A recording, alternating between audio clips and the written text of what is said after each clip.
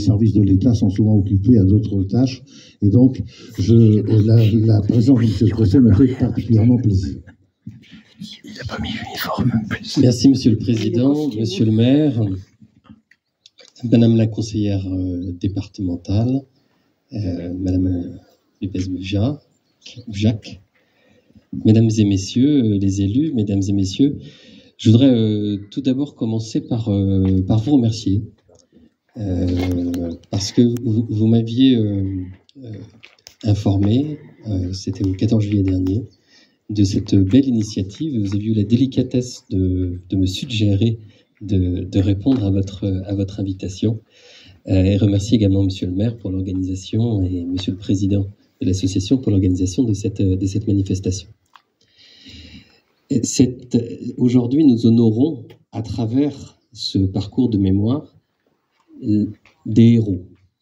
Les héros qui ont ici installé ce centre de commandement opérationnel qui a été si essentiel pendant la guerre pour coordonner les parachutages, tout l'envoi de matériel, mais aussi de renseignements qui ont permis ensuite à la résistance, qu'elle soit l'armée secrète ou qu'elle soit les francs-tireurs partisans ou d'autres structures, de pouvoir ensuite agir contre l'ennemi commun, l'ennemi qui était les forces allemandes et dont on sait qu'ici en Corrèze, la barbarie nazie a particulièrement marqué le territoire.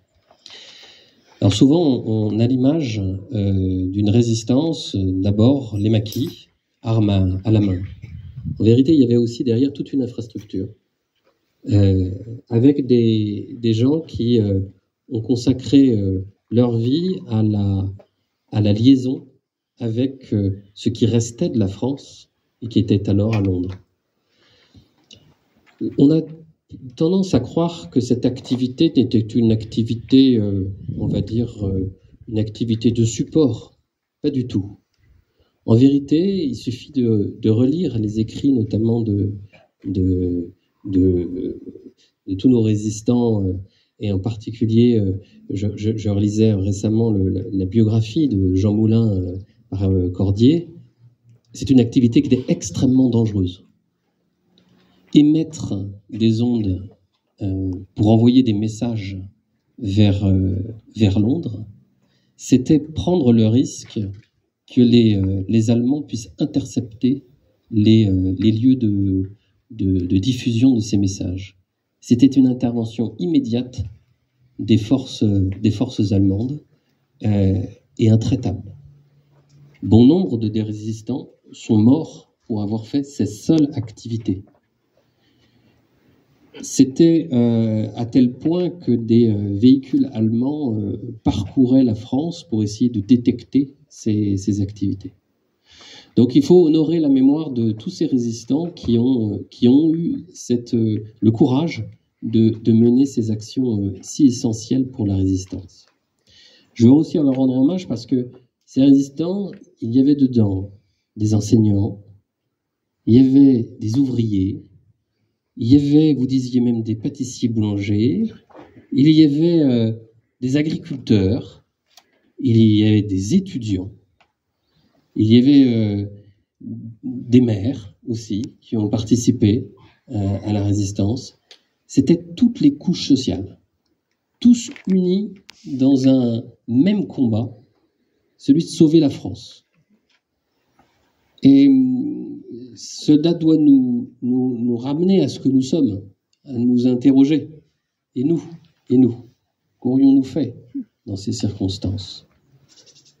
C'est essentiel ainsi de faire connaître aux jeunes générations ce que nos aïeux ont eu le courage de faire, parce que c'est un modèle pour nous tous.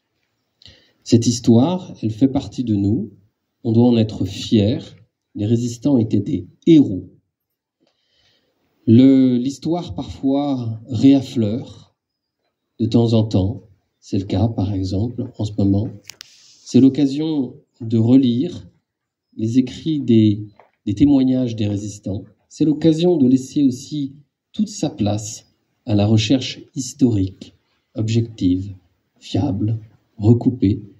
Et c'est ainsi que nous pourrons donner à nos enfants la transmission de la mémoire qui leur donnera les valeurs qui ont été celles qu'on nous a transmises. Et ces valeurs, ce sont celles de ces héros.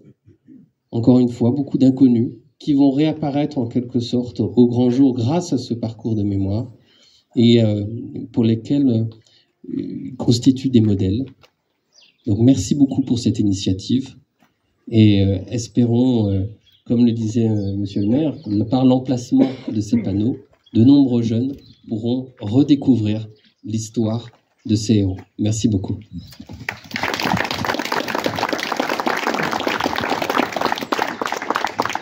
Merci, Monsieur le Préfet. Comme il est de tradition, je vais vous demander à toutes et à tous de bien vouloir observer une minute de silence à la mémoire de celles et ceux